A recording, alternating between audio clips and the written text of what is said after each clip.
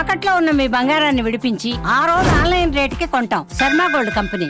మన దేశం వచ్చి మన పౌరులపైనే దాడి చేసి చంపేసి వెళ్ళిపోతే చేతులు మూసుకొని కూర్చోవాలా? క్రూరంగా మనుషుల్ని చంపేస్తే ఊరుకోవాలా? హిందువులకున్న దేశం ఇండియా ఒక్కటే. అలాంటి దేశంలోనే హిందువులకు రక్షణ లేకపోతే ఎలా? హిందువుల్ని టార్గెట్ చేసి దాడులు చేసిన వారిని క్షమించి వదిలేయాలా? పాకిస్తాన్ను సమర్థిస్తూ కొందరు చేసిన వ్యాఖ్యలకు AP deputy CM Pawan Kalyan counter attack ఇది.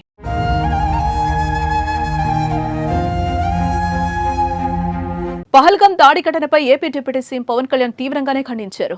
ఈ ఘటనలో పాకిస్తాన్ కు మద్దతుగా మాట్లాడుతున్న వారిపై ఫైర్ అయ్యారు. మత ప్రాతిపదికన 26 మందిని చంపినా పాకిస్తాన్ కు అనుకూలంగా మాట్లాడటం సరికాదని, అలా మాట్లాడాలనుకుంటే ఆ దేశానికే వెళ్లిపోవాలని సూచించారు. మత ప్రాతిపదికన చంపడం సరికాదన్న పవన్ ఇటీవల జమ్మూ కశ్మీర్లోని పహల్గాం ఉగ్రదాడిలో ప్రాణాలు కోల్పోయిన వారికి మంగళగిరి సీకే కన్వెన్షన్ హాల్లో నివాళుల కార్యక్రమం నిర్వహించారు.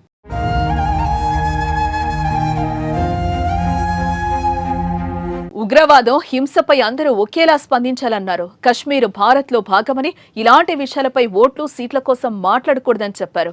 ఈ ఘటనలో ప్రాణాలు కోల్పోయిన శ్రీ పొట్టి శ్రీరాములు జిల్లా కావలికి చెందిన మధుసూదన్ రావు కుటుంబానికి పార్టీ తరపున 50 లక్షల ఆర్థిక సాయం ప్రకటించారు. సత్యం మాట్లాడాలంటే చాలా ధైర్యం కావాలని, చనిపోయిన మధుసూదన్ రావు ఎవరికి హాని చేశారు? కుటుంబాన్ని తీసుకుని కశ్మీర్కు వెళ్తే చంపేస్తారా?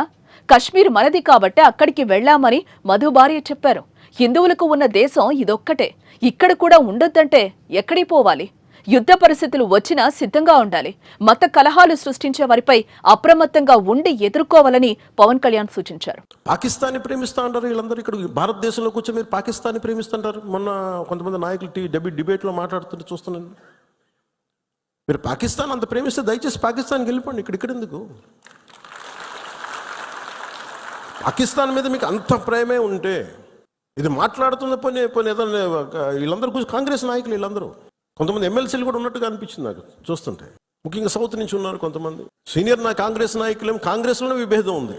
మేము ఇక్కడ మేము వెళ్ళిపోతే మీరు పాకిస్తాన్ని, మీరు భారతదేశంలో దాడి జరిగినప్పుడు భారతదేశానికి నిలబడాలి తప్ప పాకిస్తాన్కి నిలబడతాం మీరు సెక్యులరిజం అంటే అది ఏ ససేమిరా ఎవరు ఒప్పుకోరు. ఇక్కడ పోయిన ప్రాణాలని మనం ఎలాగ తిరిగి తీసుకురాలేము. పెద్ద ఎర్నింగ్ మెంబరు చనిపోయాడు కుటుంబంలో, మధుసూదన్ గారి కుటుంబంలో. సో మనందరి తరపున, మీ అందరి తరపున, పార్టీ తరపు నుంచి ఆయనకి ఒక 50 లక్షల రూపాయలు ఆయన కుటుంబానికి అందజేస్తున్నారు.